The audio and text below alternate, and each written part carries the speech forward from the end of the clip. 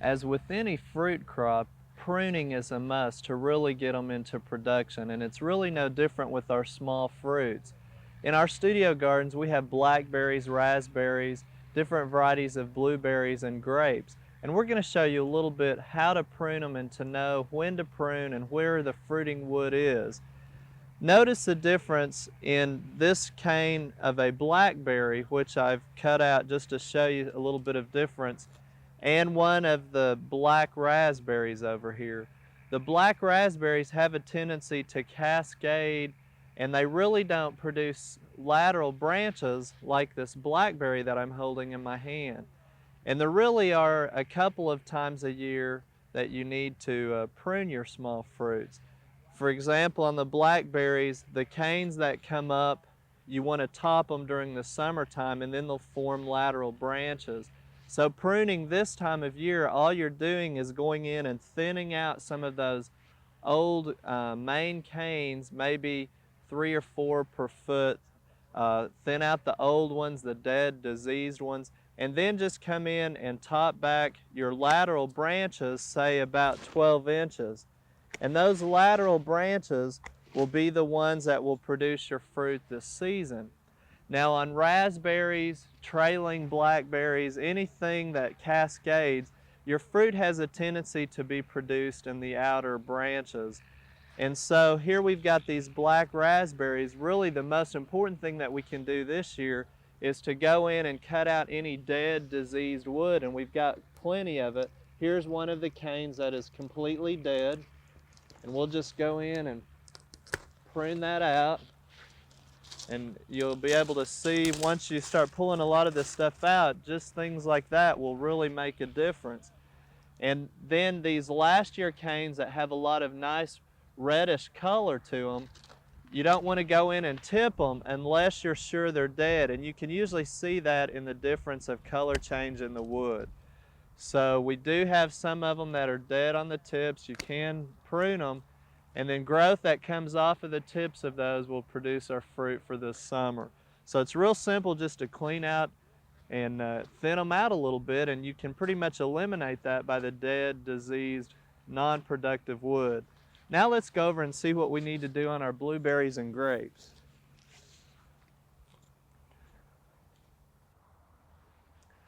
Our blueberry fruit is produced on 1-year-old wood, and usually again you can tell that by the color of the side branches that come off.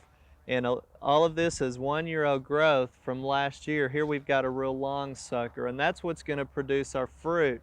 Blueberries really don't require a lot of pruning. This time of year, mainly you just want to go in again, look for any dead, diseased branches, just like we've talked about. And here's an example of one that is rubbing up against another one in the center, and it kind of conflicts with our air circulation. So we'll just go in and prune this one out here, thin it out just a little bit, and see we did lose some of our fruiting wood, but we don't want to do a lot of heavy pruning. You don't want to go in and top it because a lot of our fruit will be produced up here again.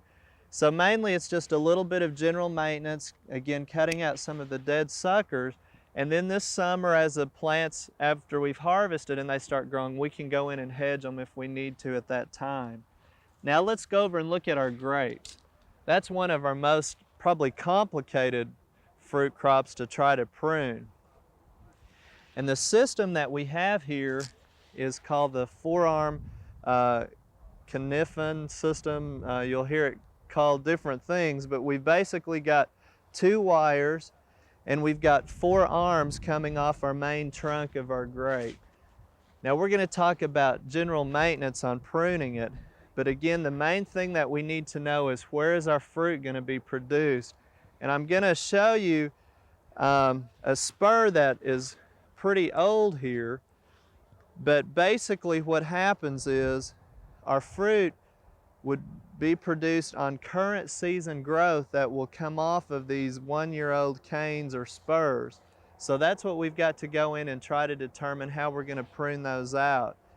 We'll basically leave our upper arm, and usually you want to have anywhere from maybe 10, 15 different branches off of it. So we've had it tipped out here before, But basically what you're going to do is you'll find one of these branches and you'll leave about 2 spurs, and you'll just come in and prune that off. And of course we've got a lot of the vines tangled up, but we'll just go along and we'll leave those spurs, and off of those spurs will be where the current season growth will come out this year, and that's where we'll get our fruiting wood. So we would just go along, top some of those out,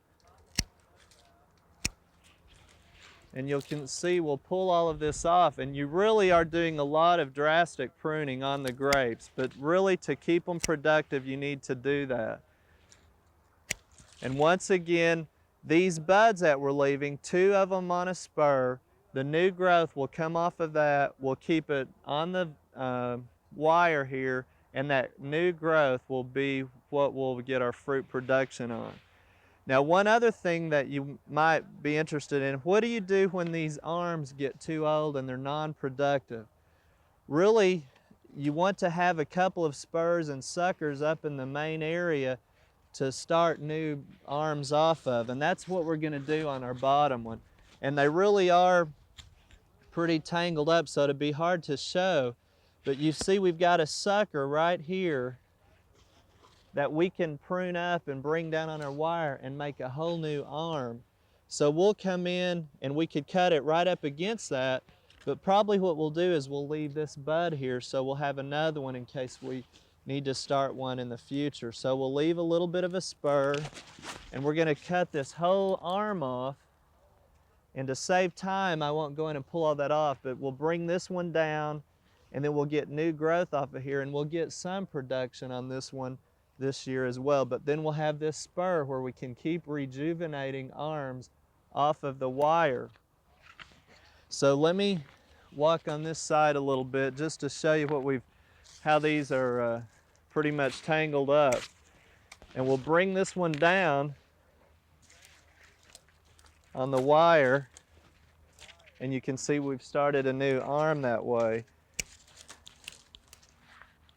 Now, a lot of this growth here in the center too, we'll leave some of these spurs on as rejuvenating spurs in the future, but this kind of growth up here we'll try to prune out. And then you can see that we've got some even that have come down into the ground.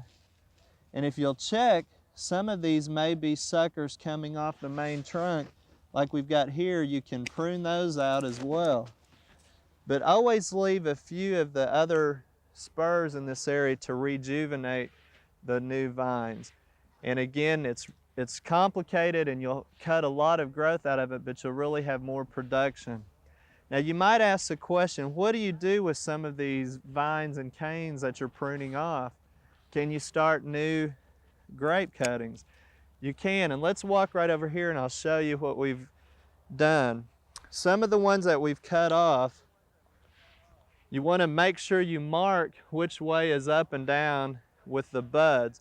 And the way I've done that is I've cut where I leave a long stub, and then we've got our first bud, and you cut them anywhere from 8 to 10 to 12 inches. My top cut I'm making right over the bud, so I'll remember that that's the top. Then what you do is you can bundle them all up. You can store them in the refrigerator, kind of like we did the graft wood.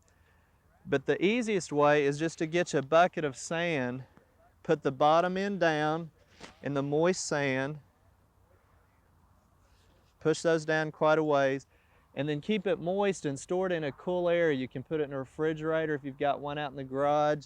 Keep it moist. It needs to complete its dormancy. And then in the springtime, when the chances of freezes or frost are past, set it outside. By that time it will have completed its cold dormancy. You'll have some root initiation, and you should start seeing some of the buds break. At that time it's ready to leave in the container. You can let it grow a little bit more, plant it directly out in the ground. Another thing is just to dig a hole in the soil and plant the canes right down in there. Let them stay moist, complete their dormancy, and again they'll root, and you'll get some new buds breaking off of that. So that's a nice little way for you to try to start some new cuttings too. And hopefully these tips will help you out And again, if you've got any more questions on pruning your grapes or small fruits, be sure and contact your county extension office for some assistance. We hope you've enjoyed this classic from the Oklahoma Gardening Vault. Remember, even though these tips and techniques are timeless, there's always something new to learn in the world of gardening. By subscribing to both Oklahoma Gardening and OK Gardening Classics, you'll have access to a wealth of gardening knowledge, both classic and contemporary.